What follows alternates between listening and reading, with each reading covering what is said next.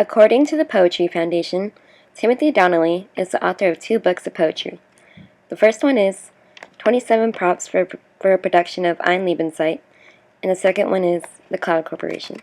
He earned a BA from the Johns Hopkins University, an MFA from Columbia University, and a PhD from Princeton University. Donnelly is an assistant professor and director of undergraduate creative writing at Columbia University. He is also the poetry editor for Boston Review. Donnelly is originally from Rhode Island, but now lives in Brooklyn with his wife and 2 daughters. The Cloud Corporation by Timothy Donnelly is the second published book. The Cloud Corporation digs deep into the unpopular opinions and thoughts that society exhausts. However, Donnelly's style is quirky, mischievous, and metaphoric. Donnelly, being a contemporary poet, takes the risk to discuss the themes and topics such as money, debt, the need for power, and society as a whole.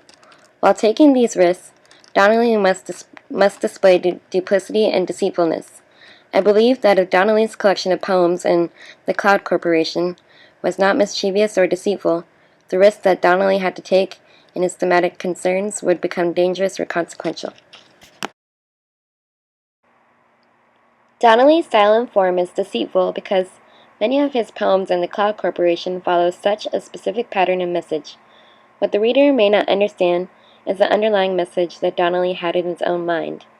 Donnelly takes the risk in contemporary poetry to write about themes such as finance, debt, and money. Donnelly takes this risk in his poem called To His Debt. In this poem, Donnelly shows duplicity by talking about how he feels about debt and how he describes it.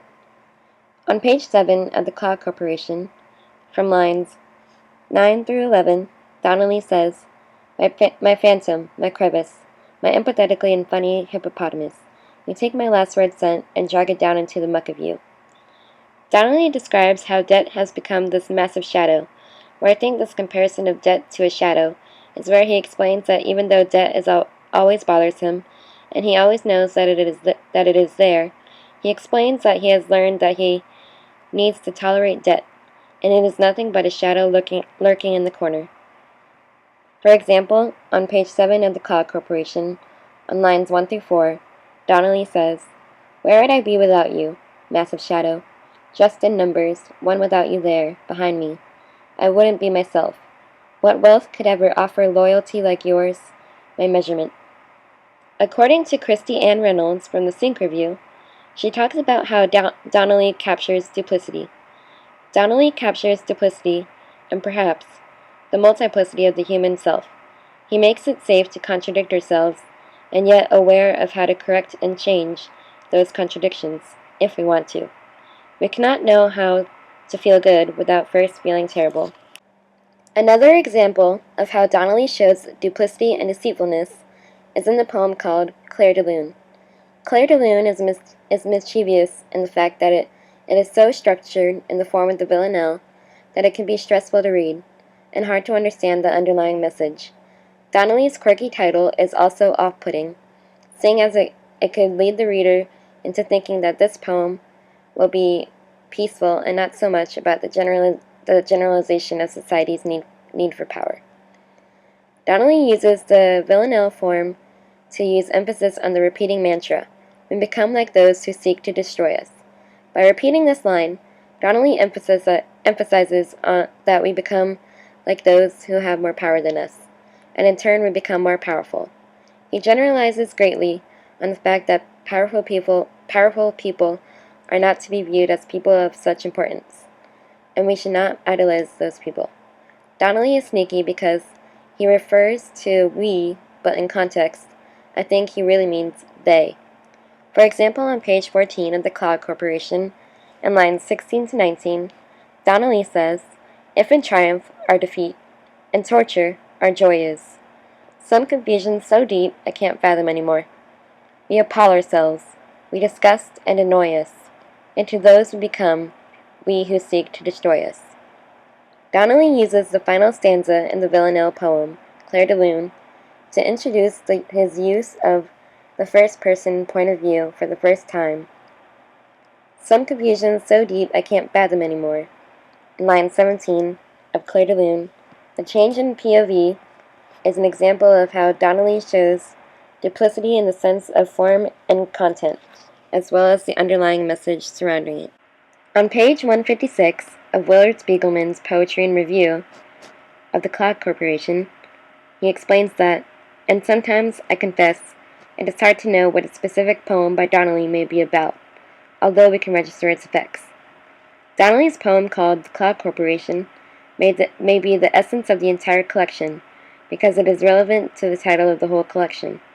What I got from this poem was that the clouds were a representation of people, and that the clouds became personified, and the corporation was full of people. The message that I got from the Cloud Corporation was that people had the tendency to not be materialistic or involved enough. I thought that Donnelly was trying to convey that people were never being honest enough, and that people tended to please other people by doing what others wanted them to do. Words are like camouflages to people, and they had the unfortunate tendency to hide behind them.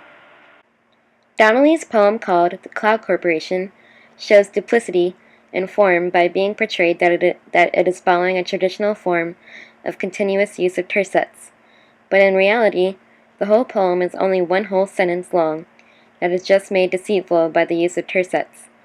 The separation between the 3 line stanzas deceives the reader into thinking that there are ends to lines, and that there are ends to sentences, but without even realizing it. The reader doesn't realize it until the end of the poem that the entire poem was just only one sentence. The use of tercets helps to create a pause within the line breaks while reading the poem out loud, which is sneaky and deceiving for a reader because they do not expect it when they read the poem from a text, that the entirety is in fact just only one sentence. The Cloud Corporation by Timothy Donnelly. The clouds part revealing, a mythology of clouds, assembled in light of earliest birds, an originary text over water over time, and that without which, the clouds part revealing, an apology for clouds, implicit in the air, where the clouds have been recently witnessed rehearsing departure, a heartfelt phrase, and the push of the airborne drops and crystals, over water over time, of being made to think oneself an obstruction between the observer and the object or objects under surveillance, or even desired, or if I am felt to be beside the point, then I have wanted that, but to block a path is like not being immaterial enough, or being too much, when all they want from you now is your station, cleared of its personal effects, please and vanish. Not that they'd ever just come out and say it when all that darting around of the eyes, all that shaky camouflage of paper, could only pretend the beginning at the end of your tenure at this organization, and remember a capacity to draw meaning out of such seeming accidents landed one here to begin with, didn't it? In conclusion, Donnelly's collection of poetry in the Cloud Corporation is a display of how an author can be sneaky in the sense that they show duplicity in every sense of the content. They show how they can be deceitful by using different meanings for literal objects or give a personified attitude toward nature. They show how they can be mischievous by using a specific form such as a villanelle, couplets, or tercets to show emphasis on line breaks and pauses, and even underlying meaning of the theme of the poem. Donnelly also shows how authors can take risks in their writing but be able to take that risk safely by using literary devices to their power.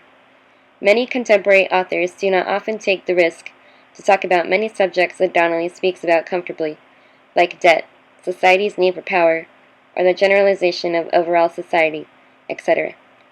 Donnelly shows by taking these risks, but by masking them, still with the ability to show his talent to use literary forms, styles, and devices, it can result in a risk that is worth taking.